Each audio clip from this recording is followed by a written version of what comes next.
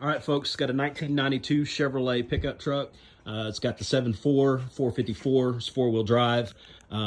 AC issues here, compressor issue, blinking AC light, and fan issue. Those are the three we're going to cover. I'm going to get straight to it. I'm not going to beat around the bush.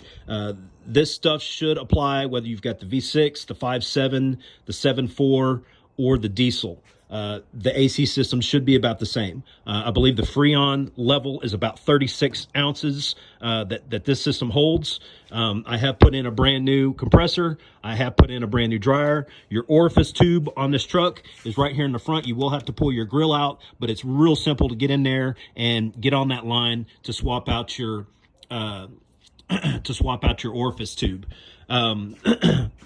And definitely, swap out your orifice tube anytime you're changing all of that stuff. So the problem I had is I would turn my truck on, AC's not working, and my AC light's flashing.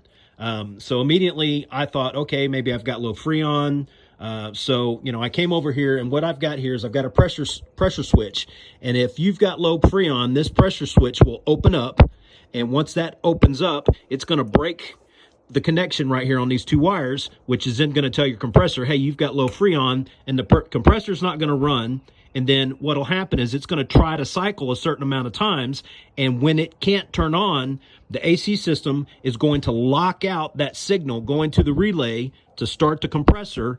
And at that point, the only way to unlock the brain once it's been locked out is to come over to the battery and unhook your battery and let it set for 30 seconds. Now, I want to say that one more time because I was going quick.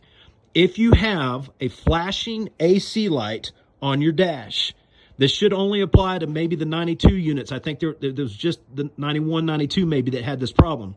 If you get the flashing AC light, don't cut any wires, don't unhook any wires, don't mess with any of that stuff.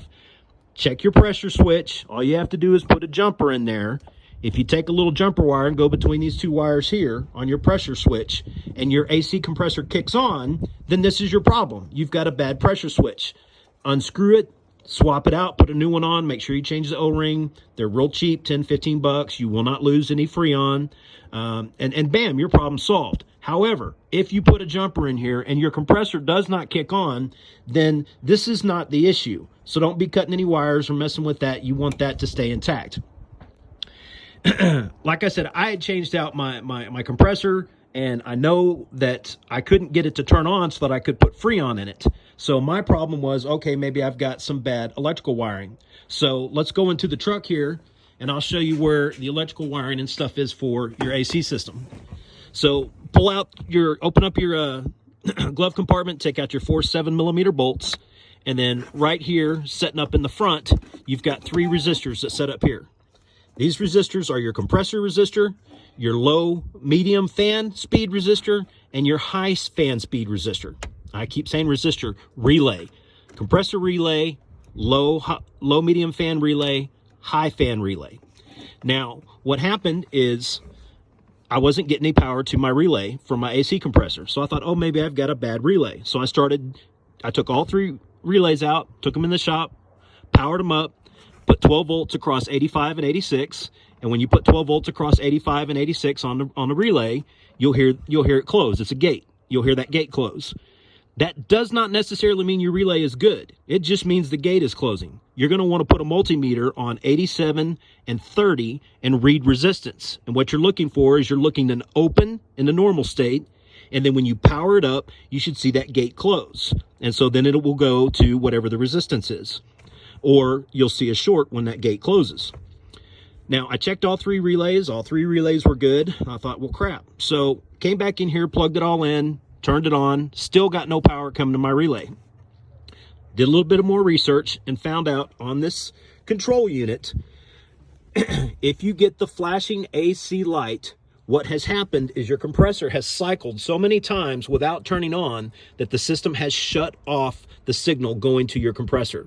That's where you're going to go to your battery, unhook your battery, let it set for 30 seconds, hook your battery back up, and then the next time you turn on your key, if you put your meter on this right here, unhook your relay and read across. You want to read across the blue-white wire, which is your negative, and the brown wire, which is your positive. The negative wire runs through the compressor and goes across the diode that you see on the compressor plug. You'll see your 12 volts there. and that's telling you, hey, now we're ready to turn that compressor on. Now, as long as your compressor's good, as long as you've got Freon, as long as everything's good in the system, you should be good to go. So once I did that, I was able to go ahead and then charge my system and get all the Freon in. So I got all the Freon in, everything's blowing nice and cold. The problem I'm having now is my fan is only working on high. Well, I've had this happen in the past with several other Chevrolets. I've had multiple 88 to 98 Chevys, and I just went and swapped out the fan. No problem. Well, except for today, I went and I swapped out the fan, and bam, brand new fan, and I still only have power, or the fan's only working in high. It's not working in low and medium. So then I did a little bit more research and found out on this model, it's a 92. Now, my son's got an 88, and he does not have this. We've got fan resistors. I'm sorry, not resistors. Actually, I think they are resistors. We've got a fan resistor set up. And on here, you've got a couple resistor coils and a diode. And what's happened is that diode has burnt out. And so that's what's keeping my low and medium fan from working. So we're going to run down to O'Reilly's, pick up a new resistor coil for my fans, and I should be in good shape. Your fan in here's got a cover over it. There's your ECM sits on top of it. So you'll pull out your ECM, unhook it. There's your two wires there that you'll unplug from your ECM. Take out your ECM, get to there's 4 7mm screws on the little cover. Take that cover off, and then you can get to your fan, unplug it, and then take off your rubber shield there. And then once that's off, you can get your fan out if you need to change your fan. Like I said, you've got your 3 relays, your compressor relay, your low medium fan relay, your high fan relay, and then sitting behind that, there's a hole back there. Inside that is where your fan resistors sit.